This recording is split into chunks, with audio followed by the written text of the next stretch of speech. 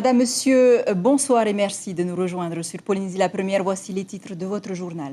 Ce matin, après 3 jours de recherche, les pompiers ont retrouvé par 23 mètres de fond ce qui pourrait être les restes du corps de Enoha Hu'uti. Des analyses sont attendues pour déterminer s'il s'agit bien de la victime. Les Matayapo sont à l'honneur en cette journée mondiale qui leur est dédiée. Focus ce soir sur les activités ludiques du Centre pour personnes âgées de la Croix-Rouge pour les sortir de leur quotidien. Et la sensibilisation contre le cancer du sein est toujours d'actualité. Les élèves Bac Pro du lycée Saint-Joseph se bougent pour Octobre Rose.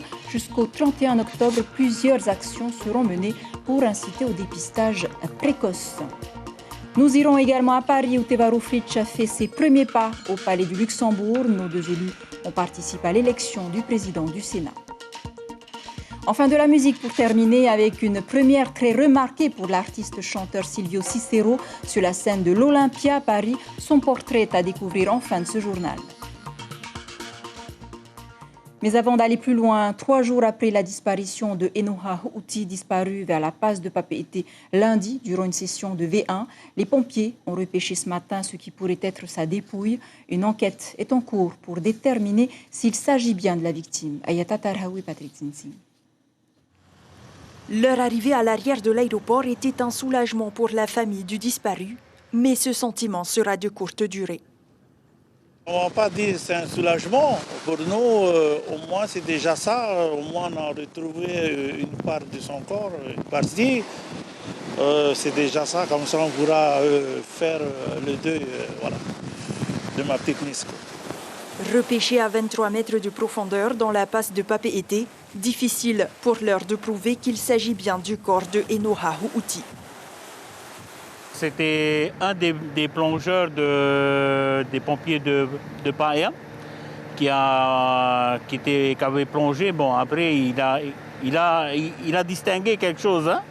Bon, comme c'était assez profond, on a demandé après aux plongeurs de la gendarmerie, parce qu'il faut des plongeurs emboutés, qui sont allés récupérer la partie que l'on a retrouvée ce matin.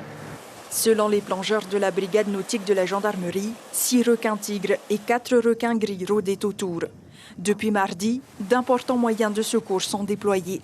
À la demande de la famille, les pompiers de FAA, aidés par la Fédération de secours en mer et les soldats du feu de Paia et Tevayuta, sondent la zone dans des conditions difficiles.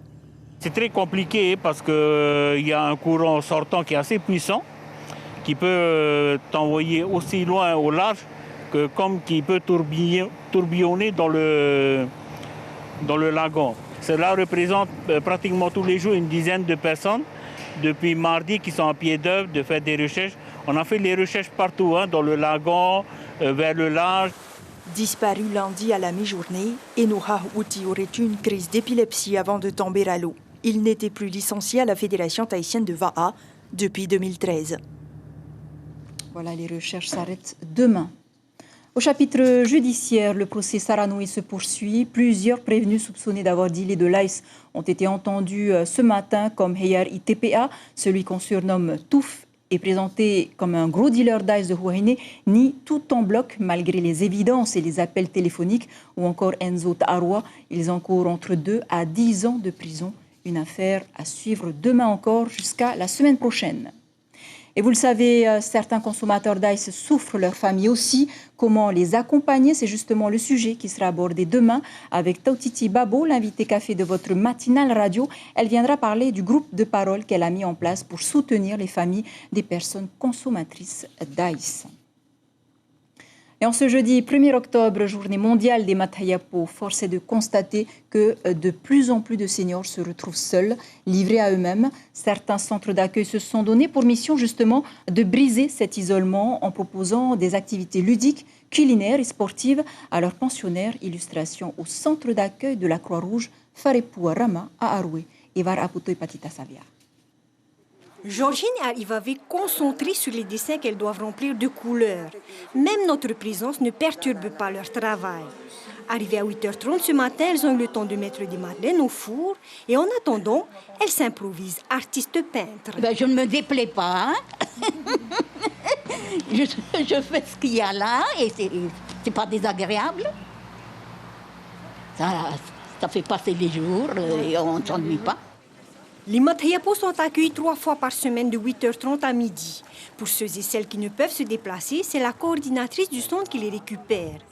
Et c'est parti pour une matinée loin de la routine quotidienne.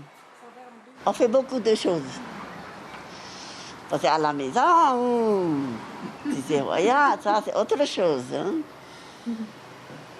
Alors quand je rentre à la maison, si le travail n'est pas fait à la maison avec ma fille, la couture, elle me dit, ouais, maman, j'ai pas fait la couture. Donc, pourquoi tu ne fais pas? Ça suffit, j'ai changé de travail. Bon, je suis allée alors terminer tout ce qu'elle avait fait. Hein. On va partir un peu sur des activités culinaires, des petits moments de cuisine qu'on va d'ailleurs déguster après à l'heure de la collation. Beaucoup d'activités manuelles aussi pour se réapproprier des choses qu'on a faites par le passé peut-être, ou se redécouvrir, se découvrir une passion. On va également faire des sorties extérieures où on va se balader sur Tahiti. Le centre peut accueillir 12 personnes au maximum, mais depuis la Covid, ce nombre a été divisé par 2. L'objectif, lutter contre l'isolement social et proposer un espace de détente, d'échange et de plaisir pour les Matayapo, mais pas seulement. Il y a de la relâche, il y a un deuxième souffle pour les aidants familiaux qui sont très contents que leur papy-mamie ou leurs parents viennent passer un bon moment entre Matayapo et puis découvrent autre chose parce qu'à la maison, au quotidien, on est très content de retrouver sa famille l'après-midi, mais on est aussi content le matin de venir et de faire de nouvelles choses. Donc oui, c'est un souffle pour tout le monde. Le Faripuarama accueille des Matayapo autonomes de plus de 60 ans à raison de 3 000 francs par mois. Des moments courts, mais qui représentent beaucoup pour ces personnes âgées qui ont encore des choses à vivre et à partager.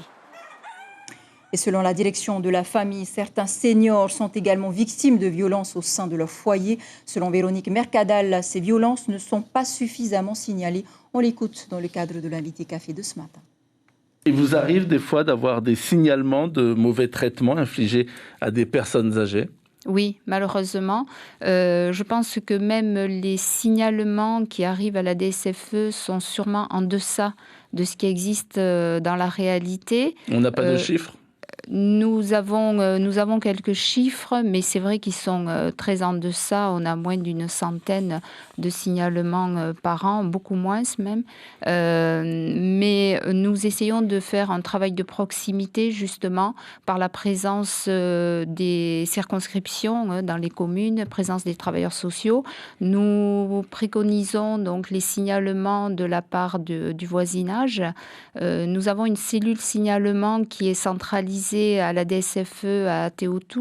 Donc, les personnes peuvent tout à fait signaler la présence justement de maltraitance ou de suspicion de maltraitance. Avant d'en venir à notre reportage consacré à la mobilisation des élèves du lycée Saint-Joseph pour Octobre Rose, regardez ce chiffre, 135. C'est en moyenne le nombre de nouveaux cas de cancer du sein en Polynésie par an. Une cause à laquelle les élèves Bac Pro du lycée Saint-Joseph de Punaouia ne sont pas insensibles. Ils ont monté une action de prévention pour inciter les filles et les garçons de leur lycée à se faire dépister régulièrement. Rohan Potoru, Kaline Liénard et Sandrouli. La couleur rose comme symbole de féminité, mais pas seulement. Pour ce premier jour d'octobre, elle revêt une importance capitale pour ces élèves de premier Bac Pro du lycée Saint-Joseph de Punaouia. Armés de leurs stylos, de leurs ciseaux, ils élaborent à leur manière leur soutien à la cause pour la lutte contre le cancer du sein, un véritable engagement pour cette jeunesse. C'est important parce que n'importe qui finalement peut être touché et surtout parce que le cancer du sein, c'est le cancer le plus détecté chez les femmes. Oui, c'est très important parce que moi-même, j'ai une femme dans ma famille qui a été atteinte du cancer du sein. Et je pense beaucoup aussi aux femmes dans ma famille, comme ma maman, ma sœur et mes tantes. Et pour cette journée particulière, le plan d'action est déjà en route. On retrouve des élèves motivés à la fois acteurs de ce projet de sensibilisation en partenariat avec le comité polynésien de la Ligue contre le cancer. Elles ont commencé à faire un planning sur aujourd'hui, on va faire les affiches, aujourd'hui on va créer les rubans. Aujourd'hui, on va récolter les t-shirts offerts par la Ligue contre le cancer. Donc, on a remarqué aussi au sein du lycée Saint-Joseph qu'il y a un déclencheur de projet, que les élèves apprennent plus, sont acteurs de l'apprentissage à travers différents projets. Nous allons intervenir auprès de ces lycéens parce que nous estimons que c'est aussi au travers d'eux, cette jeunesse qui est capable d'entendre parler de la maladie, au travers d'eux, on pourra faire passer ce message de prévention pour eux plus tard, parce qu'elles sont encore un peu jeunes, mais surtout pour leur maman. Donc on essaie de toucher ce lien mère-fille pour leur faire passer le message du dépistage qui est important. En Polynésie, ce ne sont pas moins de 135 nouveaux cas de cancer du sein qui se déclarent chaque année. Un chiffre élevé qui rappelle une nouvelle fois l'importance de se faire dépister régulièrement pour éviter les risques de contracter la maladie. Voilà, et d'autres actions de sensibilisation sont à découvrir jusqu'au 31 octobre. Dans un tout autre contexte maintenant, ceux qui fréquentent la plage du Tara à Arou ont sûrement dû remarquer un voilier échoué depuis une semaine maintenant. Son capitaine qui est arrivé de Teti Aroua s'est vu forcé de le faire échouer à cause d'une voie d'eau à bord. Après une semaine de réparation, le skipper se dit prêt à partir. La direction des affaires maritimes, elle, a décidé de l'enlever aujourd'hui même aux frais du propriétaire. Ina Sourave Ino et Jacques Damour. Troisième tentative et troisième casse. Une image finalement assez symptomatique du déséchouage particulier du Turning Point, car hier et ce matin même, des discussions assez houleuses se sont tenues entre l'entrepreneur chargé de l'opération et le capitaine de ce yacht de plaisance. Cet homme d'origine russe ne voyait pas cette opération d'assistance d'un bon œil. Ils ont déjà signé le contrat pour amener le bateau à l'eau. C'est un contrat qui est assez cher et je pense que ce n'est pas vraiment nécessaire parce que le bateau va descendre tout seul. Ça fait un bout de temps qu'il est là. Le voisinage a accepté le fait qu'il soit là maintenant, qu'il est réparé. Il va retourner à l'eau. Voilà donc plusieurs jours que Génie a réparé une voie d'eau sur le bateau et selon lui, il devait repartir au plus tard en fin de semaine. Quant au gérant de la société T.I. Moana, celui-ci évoque un contrat à respecter, lui qui a déjà du retard sur l'échéancier sur lequel lui et son client, la DEPAM, sont tombés d'accord. Du coup, hier, on a essayé de s'arranger, de discuter avec lui, se mettre à l'amiable et lui expliquer nos problématiques, pourquoi on ne peut pas l'embaucher sur ce chantier-là. Il n'a rien voulu comprendre. Il nous a mis une journée en retard. Donc moi, j'ai appelé mon client qui est la direction des affaires maritimes, qui, eux, se sont chargés de l'affaire avec les autorités compétentes pour calmer ce monsieur. La quatrième tentative est finalement la bonne. Le voilier sera remorqué jusqu'au port de Papeete.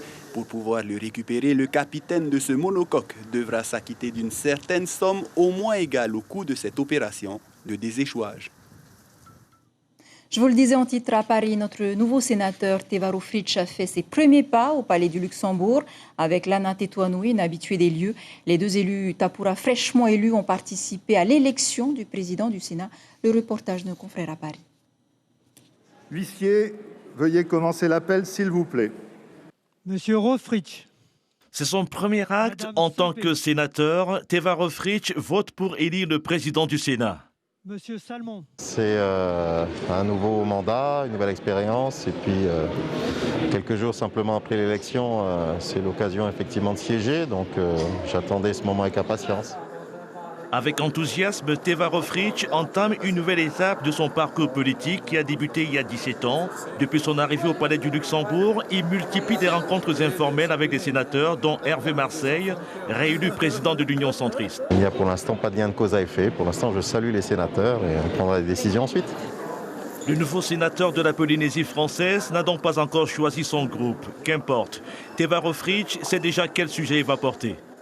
Nous souhaitons, sur toutes les propositions de texte ou les projets de texte qui viendront à l'examen du Sénat, être à la fois les vigies pour que les compétences polynésiennes soient bien entendu respectées. Le peuple polynésien qui est fier d'appartenir à la République tient aussi à sa culture, à ses langues et à la préservation de tout ça. Et donc voilà, 6 ans c'est à la fois long et court.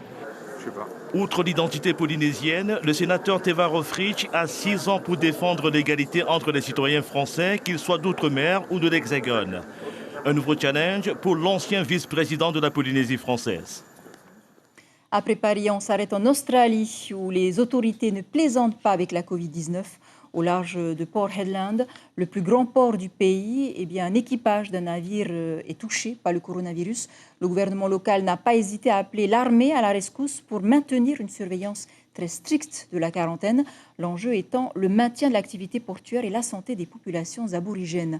Les explications de Bruno Salt.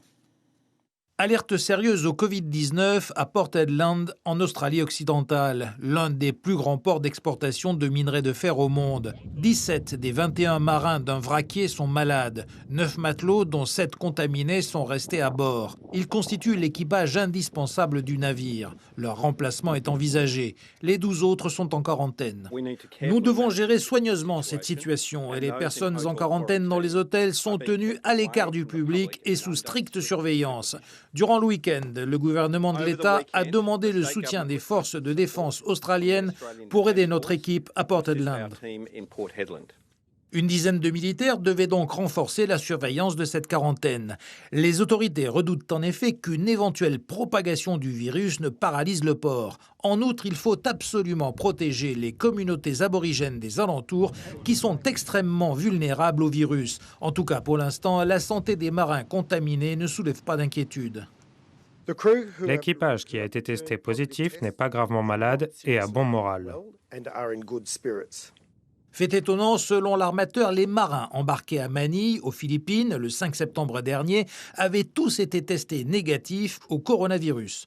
L'Australie occidentale autorise les exportations maritimes. En revanche, les navires de croisière sont interdits. Le trafic aérien international est limité. Et ici aussi, les gestes protecteurs restent de vigueur, comme le port du masque et la distanciation physique.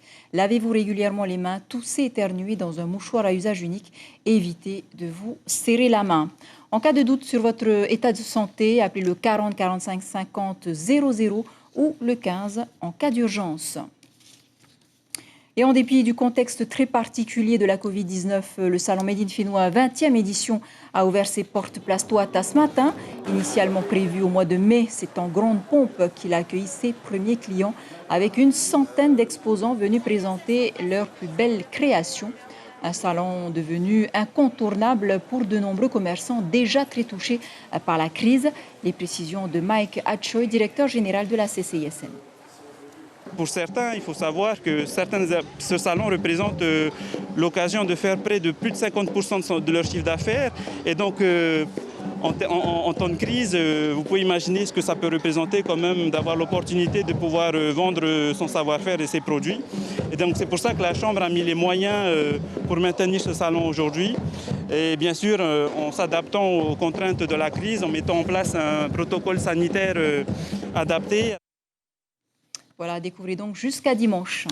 Et comme promis, on termine ce journal en musique. Il n'avait que 16 ans lorsqu'il a remporté le Festival Guitare en 2009. À aujourd'hui 28 ans, Silvio Cicero poursuit sa lancée sur la scène de l'Olympia à Paris, où il s'est produit aux côtés de 8 autres artistes ultramarins. Sa voix, son style ont particulièrement séduit le public et même des managers de renom. C'est un portrait signé par nos confrères à Paris.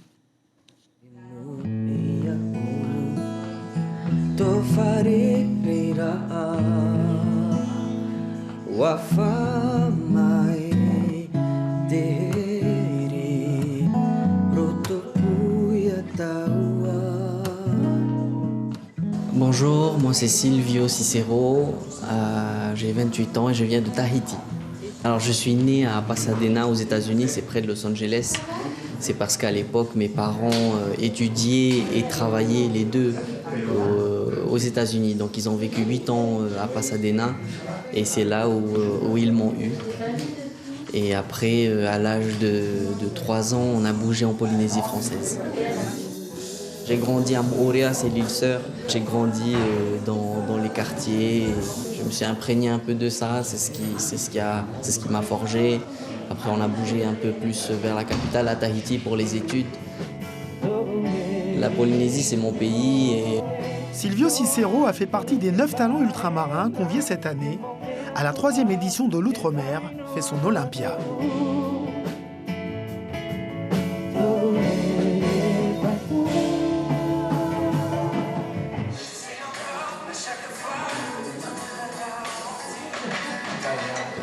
L'Olympia, pour moi, c'était vraiment une belle expérience, déjà de par l'histoire de cette salle de concert, de cette salle de spectacle.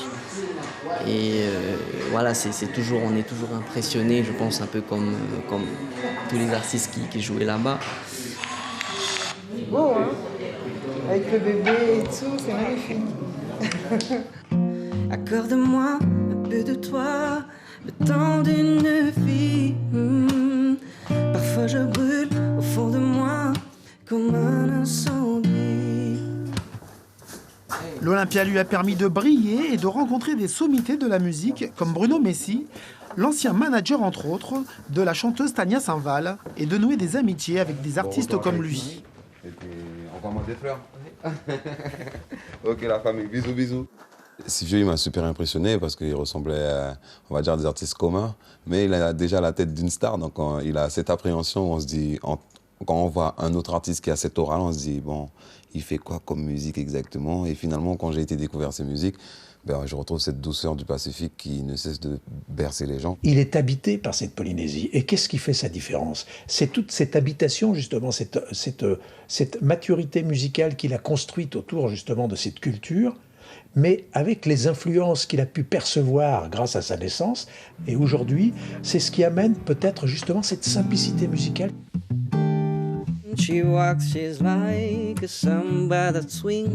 Polyglotte, multi-instrumentiste, compositeur et interprète, n'en jetez plus. Ne soyez pas surpris d'entendre Silvio Cicero dans les prochains mois à la radio. Un nouvel opus est en préparation.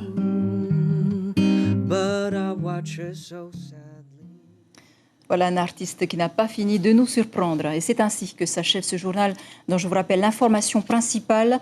Après 3 jours de recherche, les pompiers ont retrouvé ce matin par 23 mètres de fond ce qui pourrait être les restes du corps de Enoa Houti. Des analyses sont attendues pour déterminer s'il s'agit bien de la victime. À la une de vos quotidiens, demain, la dépêche titre « Référendum en Nouvelle-Calédonie, l'indépendance ou la France ». Tahiti Info, la Syrie de Papara envoie du bois et Tahiti Pacifique s'intéresse à Thibaut Mier, l'avocat qui met les pieds dans le plat. Voilà, c'était l'essentiel de l'actualité. Merci de nous rester fidèles. 5h30, vos infos radio. Aux commandes de vos journaux du week-end, Vito Tapo et Ayata Tarhou. Excellent week-end à tous. Très belle nuit sur la première. À lundi.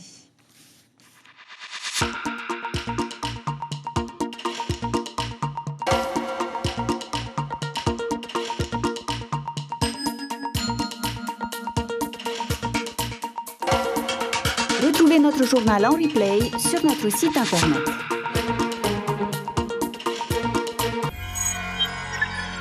Retrouvez ce programme en replay sur notre site internet.